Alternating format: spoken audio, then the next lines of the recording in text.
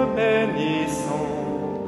Par ton corps et par ton sang, tu nous as tous rachetés.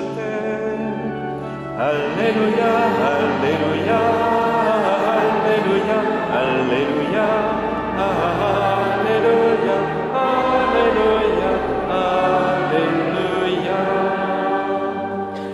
Le Seigneur soit avec vous. Évangile de notre Seigneur Jésus-Christ selon saint Jean.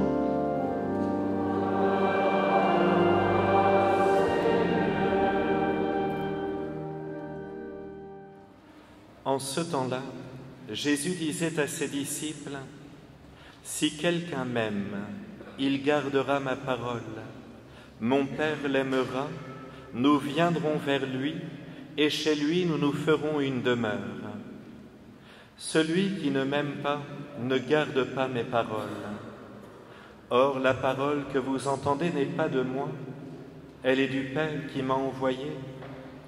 Je vous parle ainsi tant que je demeure avec vous. Mais le Défenseur, l'Esprit Saint, que le Père enverra en mon nom, lui vous enseignera tout, et il vous fera souvenir de tout ce que je vous ai dit. Je vous laisse la paix. Je vous donne ma paix. Ce n'est pas à la manière du monde que je vous la donne. Que votre cœur ne soit pas bouleversé ni effrayé.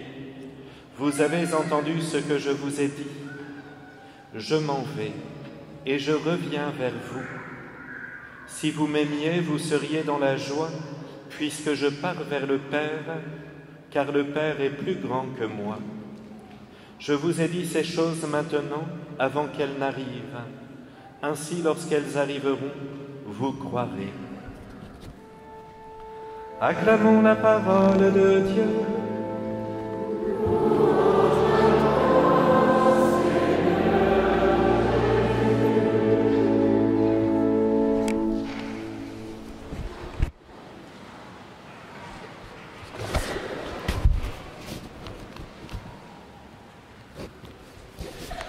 Mes frères bien-aimés, chers enfants, chers jeunes, chers parents, c'est une très grande joie en ce 6e dimanche de Pâques, de nous retrouver pour les premières communions, les professions de foi de la paroisse, les enfants du catéchisme. C'est toujours un signe d'espérance pour une paroisse, parce qu'on constate vraiment que Dieu est à l'œuvre.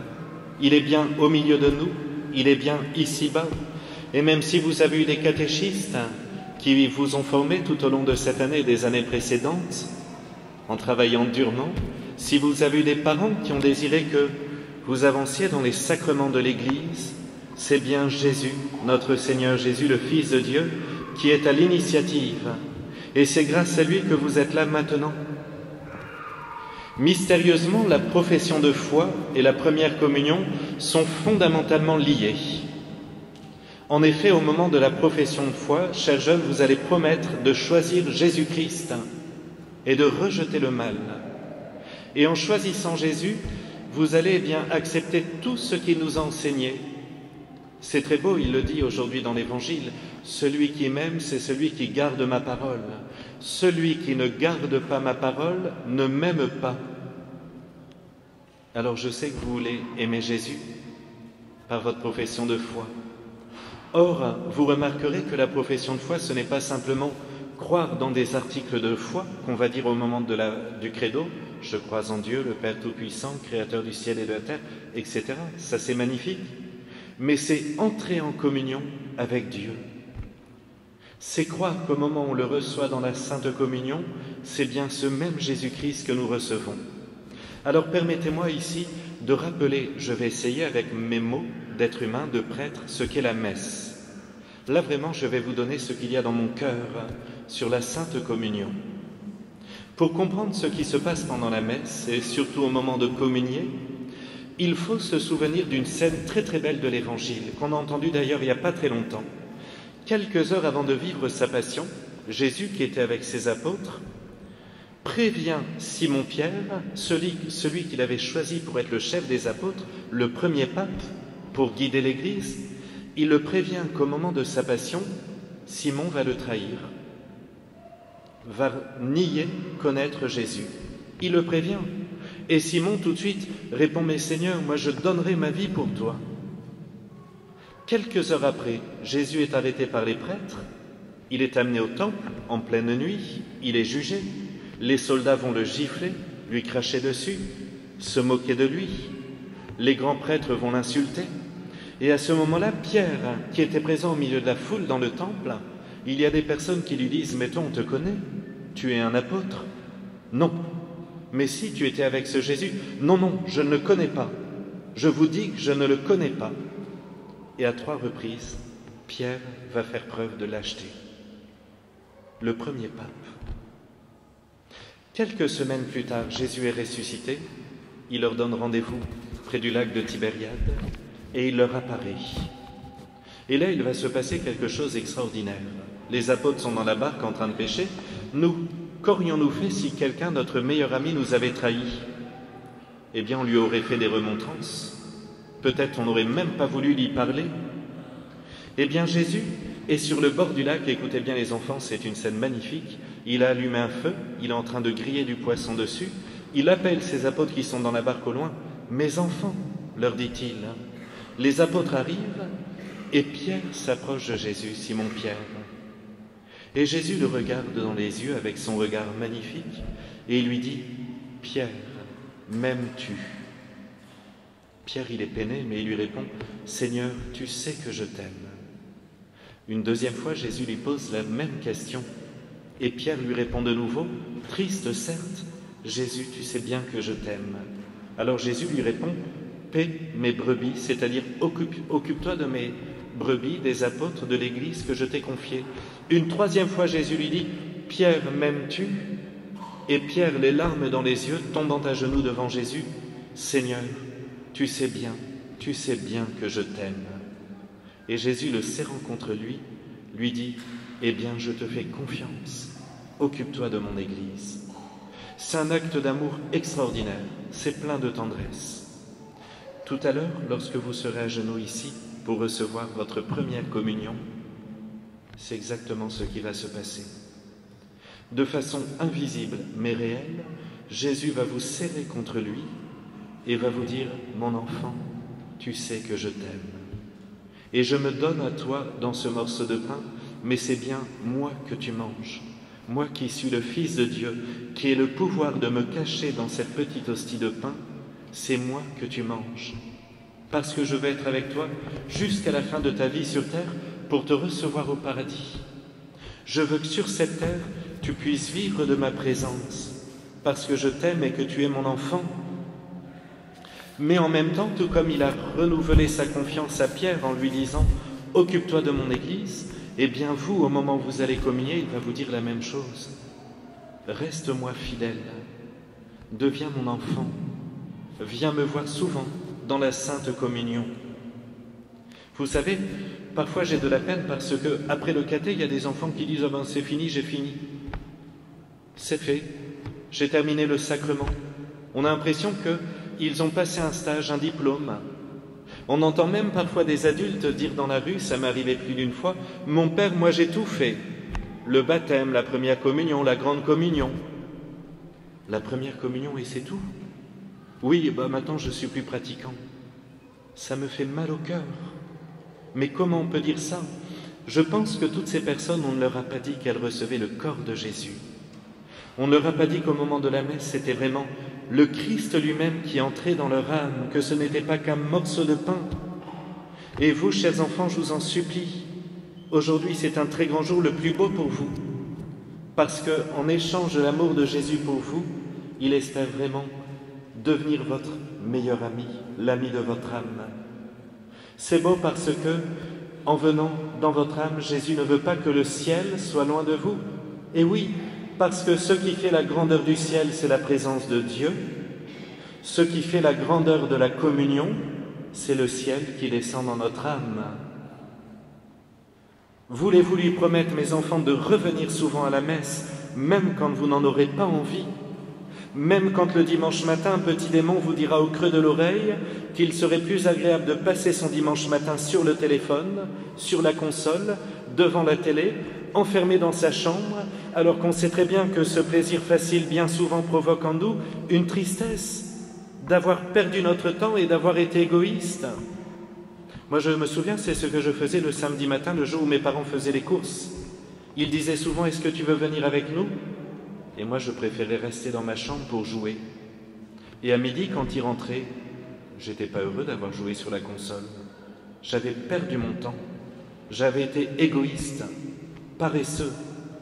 Alors que finalement, faisant les courses, poussant le caddie, c'est sympa, on est en famille.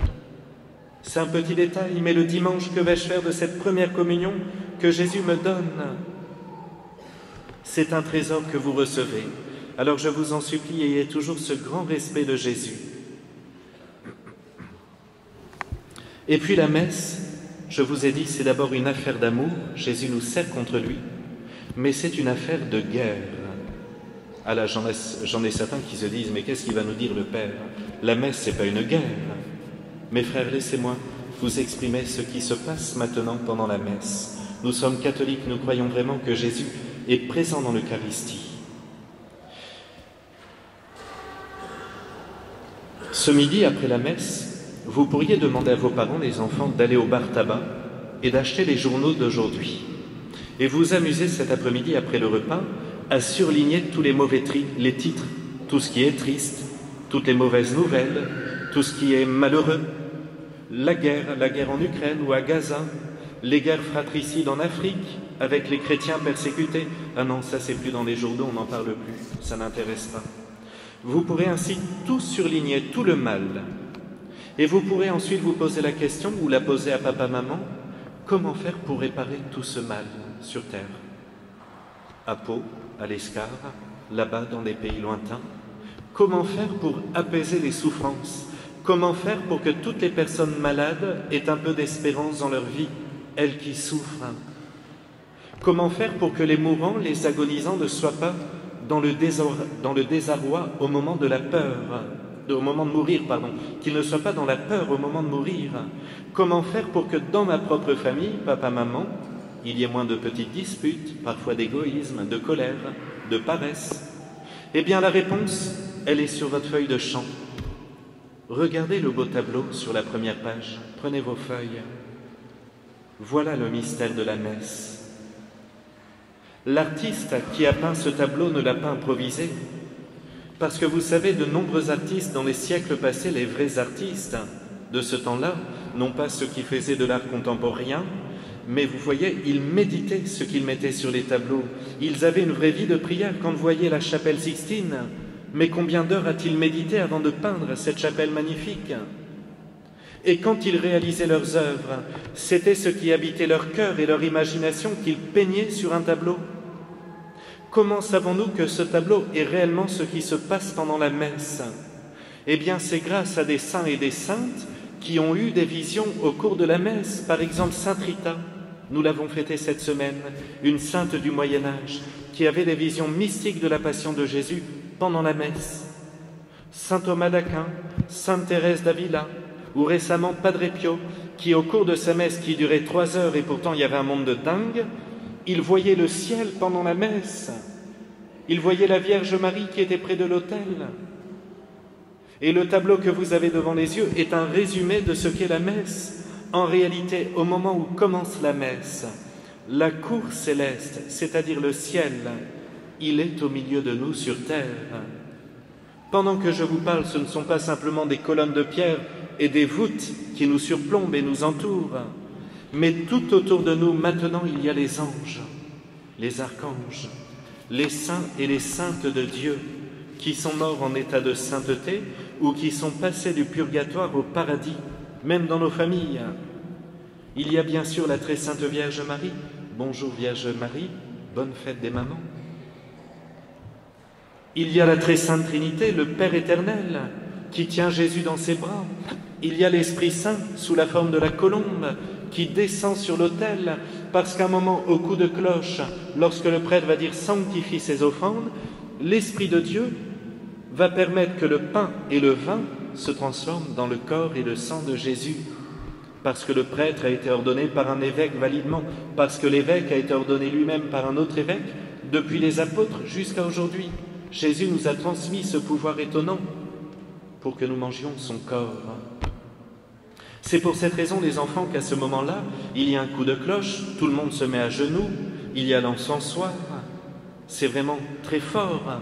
Il faut être fier d'avoir la foi. Vous savez, je me disais, hier on en parlait avec des paroissiens qui ne voulaient pas se mettre à genoux, parce que ce n'est pas leur truc. Ça fait plus ou moins 50 ans qu'on a dit aux paroissiens, ne vous mettez plus à genoux. D'ailleurs, on a enlevé les prie-dieu et tout ça, mais c'est dommage. Vous savez pourquoi? Parce qu'en France, il y a un petit groupe de personnes qui nous dirigent, qui sont souvent athées, et qui nous disent « Mais non, mais tout ça, ce sont des balivernes. Dieu n'est pas présent. Tu ne vas quand même pas te mettre à genoux pendant la messe dans une église. » Mais mes frères, je vous en supplie, ne soyons pas soumis à cet esprit athée qui règne en France. Si Dieu est présent dans l'église au moment de la messe, soyons fiers de nous mettre à genoux. Libérons-nous de cette fausse pression. Soyons libres d'être à Jésus et de l'aimer.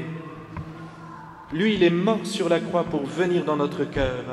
N'ayons pas honte de l'adorer.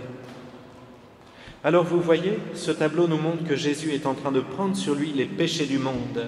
Les fameux mauvais titres dans le journal, toutes les tristesses que nous avons lues, eh bien Jésus les prend au moment de la messe, les présente au Père Céleste, même vos péchés et les miens, tous nos petits égoïsmes de ce matin, il les présente au Père, il prend sur lui pour que nous puissions être appelés fils de Dieu.